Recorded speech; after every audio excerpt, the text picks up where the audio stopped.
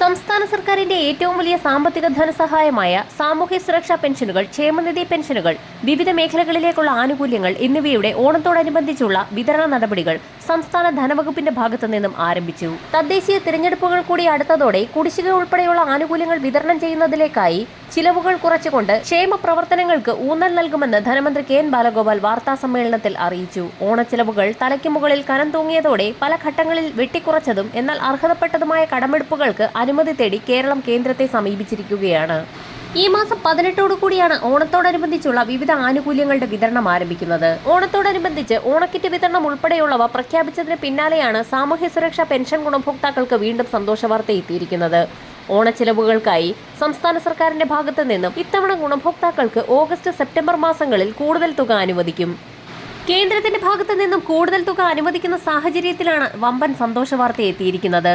ഗുണഭോക്താക്കൾക്ക് കുടിശ്ശിക തുക ഉൾപ്പെടെയുള്ള ആനുകൂല്യങ്ങൾ വിതരണം ചെയ്യുന്നതിലേക്കായി സംസ്ഥാന സർക്കാർ തിരക്കിട്ട നീക്കം ആരംഭിച്ചു. സാമൂഹ്യ സുരക്ഷാ പെൻഷനുകൾ, ക്ഷേമനിധി പെൻഷനുകൾ എന്നിവയുടെ വിതരണം, കുടിശ്ശികയടക്കമുള്ള ആനുകൂല്യ വിതരണം, വിവിധ മേഖലകളിലേക്കുള്ള ബോണസുകൾ, ഉത്സവ ബത്ത എന്നിവയുടെ വിതരണം, ഓണം ഫെയറുകൾ, ഓണക്കിറ്റുകൾ എന്നിവയടക്കമുള്ള സാമ്പത്തിക ചെലവുകൾ മറികടക്കുന്നതിനായി 11,180 കോടി രൂപ വായ്പ എടുക്കാനുള്ള സാഹചര്യമാണ് ഒരുങ്ങിയിരിക്കുന്നത്. ഇതിനു പുറമെ IGST ഇനത്തിൽ വെട്ടിക്കുറച്ച 965.16 കോടിയും കേരളം ആവശ്യപ്പെട്ടു കഴിഞ്ഞു.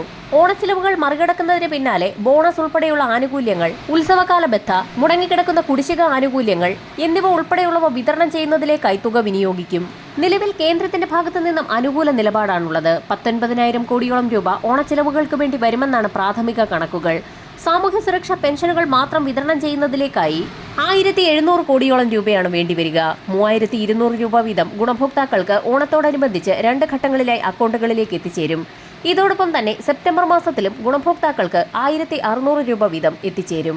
4,800 രൂപയോളമാണ് ഓണക്കാലത്തോടനുബന്ധിച്ച് ക്ഷേമ പെൻഷൻ ഇനത്തിൽ ഗുണഭോക്താക്കൾക്ക് എത്തിച്ചേരുക. ക്ഷേമ പെൻഷൻ ഗുണഭോക്താക്കൾക്ക് പുറമെ ക്ഷേമനിധി ബോർഡുകൾ വഴി പെൻഷൻ തുക സ്വീകരിക്കുന്ന 8 ലക്ഷത്തോളം വരുന്ന ഗുണഭോക്താക്കൾക്കും ആനുകൂല്യം എത്തിച്ചേരും.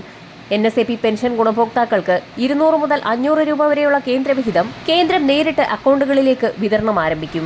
നിർമ്മാണ തൊഴിലാളി മേഖലകളിൽ കാലങ്ങളോളമായി മുടങ്ങിക്കിടക്കുന്ന കുടിശ്ശിക ഇനത്തിൽ 1-2 ഗഡുവെങ്കിലും അനുവദിച്ചേക്കുമെന്നാണ് റിപ്പോർട്ടുകൾ സൂചിപ്പിക്കുന്നത്. ആനുകൂല്യ വിതരണം വരുന്ന ആഴ്ച മുതൽ ആരംഭിക്കുമ്പോൾ സഹകരണ ബാങ്കുകളുടെ കൺസോർഷ്യം അടക്കം രൂപീകരിച്ച് ഫണ്ട് സമാഹരിക്കൽ നടപടി ആരംഭിച്ചു. ഓണത്തോടനുബന്ധിച്ച് വിവിധ മേഖലകളിലേക്ക് കൂടുതൽ ആനുകൂല്യങ്ങൾ വരും ദിവസങ്ങളിൽ പ്രഖ്യാപിക്കും. വരും ദിവസങ്ങളിലെ സർക്കാർ അറിയിപ്പുകൾക്കായി ചാനൽ സബ്സ്ക്രൈബ് ചെയ്യാൻ മറക്കാതിരിക്കുക.